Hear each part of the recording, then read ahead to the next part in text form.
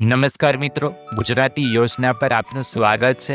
નવસારી મહાનગરપાલિકા દ્વારા એપ્રેન્ટિસ તાલીમાર્થીની ભરતી કરવામાં આવનાર છે, તેની તમામ માહિતી આજના વિડીયોમાં મેળવી લઈએ। ધી એપ્રેન્ટિસ એક્ટ 1961 હેઠળ નવસારી નગરપાલિકામાં નીચે જણાવેલ ગ્રેજ્યુએટ તથા નોન ગ્રેજ્યુએટ એપ્રેન્ટિસ લાયકાત ધરાવતા ઉમેદવારો પસંદ કરવા માટે 30/8/2025 તારીખ 15/9/2025 સમય છે રાતના 11 કલાક સુધીમાં ઓનલાઈન અરજી મંગાવવામાં આવે છે। એપ્રેન્ટિસ ટ્રેડનું નામ છે ગ્રેજ્યુએટ। સ્ટાઇપેન્ડ 7,000 કે 8,000 જે સરકારશ્રીના નિયમ છે તે પ્રમાણે જ મળશે। શૈક્ષણિક લાયકાતની વાત કરીએ તો ગ્રેજ્યુએટ કક્ષા સુધીના મળશે। નોન ગ્રેજ્યુએટ એપ્રેન્ટિસ એને પણ 7,000 થી 8,000 રૂપિયા મળશે। ધોરણ 9, 10, 11, 12 આઈટીઆઈ તથા ડિપ્લોમા કોર્સ કરેલ હશે તે તમામ એપ્રેન્ટિસશીપ માટે ફોર્મ ભરી શકે છે। તેની વધુ વિગતો હવે જોઈએ। લાયકાત ધરાવતા ઉમેદવારોએ જાહેરાતની સૂચનાઓ તેમજ ઓનલાઈન અરજી ફોર્મ ભરવાની સૂચનાઓ વાંચીને ત્યારબાદ જ ઓનલાઈન અરજી કરવાની રહેશે। વધુ વિગત માટે રિક્રુટમેન્ટ વિભાગ છે જેનો આ ફોન નંબર છે, તમે અહીંથી વધારે માહિતી મેળવી શકો છો અથવા કંઈ ક્વેરી આવે તો તેની જાણકારી મેળવી શકો છો।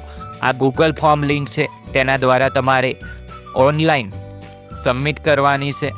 અહીંયાથી તમે QR સ્કેન દ્વારા પણ એ ફોર્મ ઓપન કરી શકો છો। QR કોડ દ્વારા ઓપન કરશો તો તમને આ વિગત જોવા મળશે, જેની અંદર નવસારી મ્યુનિસિપલ કોર્પોરેશન લખેલું હશે। અહીંયા તમારું જીમેલ આવી જશે। અહીંયા તમારે આખું નામ લખવાનું છે, બર્થ અપડેટ લખવાની છે, mobile number, email ID, permanent address, આ તમામ વિગતો તમારે આપવાની છે। તમે જ્યાં રહો છો જે સિટીમાં તે સિટીનું નામ લખવાનું છે। ક્વોલિફિકેશન 9મું ધોરણ છે, 10મું, 11મું, 12મું કે ગ્રેજ્યુએટ કરેલા છે કે ડિપ્લોમા કરેલું છે તે તમારે અહીંયા દર્શાવવાનું રહેશે। એક્સપિરિયન્સ છે તો તે પણ લખવાનું રહેશે અને આ બટન ઉપર તમારે સબમિટ કરવાનું રહેશે। એપ્રેન્ટિસ ઉમેદવાર માટે સામાન્ય સૂચનાઓ ખાસ જોઈ લેવી છે, જરૂરી છે। એપ્રેન્ટિસશીપ તાલીમનો સમયગાળો સરકારશ્રીની વેબસાઇટ ઉપર જનરેટ થયેલ કોન્ટ્રાક્ટ મુજબનો રહેશે। એપ્રેન્ટિસશીપનો સમયગાળો પૂર્ણ થયેથી તરત છૂટા કરવામાં આવશે। નવસારી મહાનગરપાલિકામાં એપ્રેન્ટિસ તરીકે અરજી કરતા પહેલાં સૌપ્રથમ દરેક ઉમેદવારે apprenticeshipindia.gov.in પોર્ટલ પર એપ્રેન્ટિસ તરીકેનું રજિસ્ટ્રેશન કરી એપ્રેન્ટિસ પ્રોફાઇલની વિગતમાં ફરજિયાત KYC કરવાનું રહેશે। ઉમેદવારે આ પછી apprenticeshipindia.gov.in પોર્ટલ પર રજિસ્ટ્રી કરી KYC કર્યા પછી જે આ QR કોડની અંદર જે તમને દેખાય છે એ સ્કેન કરીને તેની ઉપર જઈને ઓનલાઈન અરજી કરવાની રહેશે।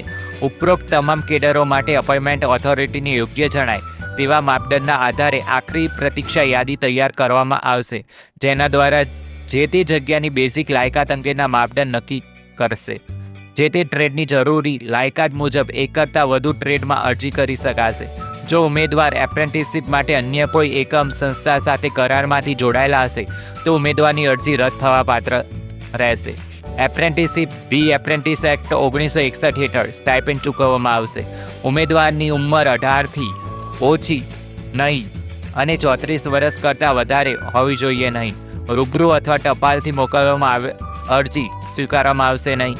અગાઉ કોઈપણ ટ્રેડમાં એપ્રેન્ટિસશીપ પૂર્ણ થયેલ ઉમેદવારની અરજી કરવી નહીં। ડોક્યુમેન્ટ વેરિફિકેશન માટેની તારીખ તથા જરૂરી સૂચનાઓ અરજી ફોર્મમાં દર્શાવેલ મોબાઈલ નંબર તથા ઈમેલ પર જાણ કરવામાં આવશે, જેથી ઓનલાઈન અરજી કરતા સમયે મોબાઈલ નંબર તથા ઈમેલ સાવચેતીપૂર્વક દર્શાવવાના રહેશે।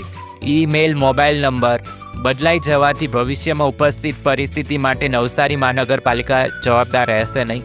ડોક્યુમેન્ટ વેરિફિકેશન સમયે એપ્રેન્ટિસ ઉમેદવારે અરજી ફોર્મ તથા અરજીમાં જણાવેલ તમામ ડોક્યુમેન્ટ ઓરિજિનલ તથા ડોક્યુમેન્ટની પ્રમાણિત નકલ રજૂ કરવાની રહેશે।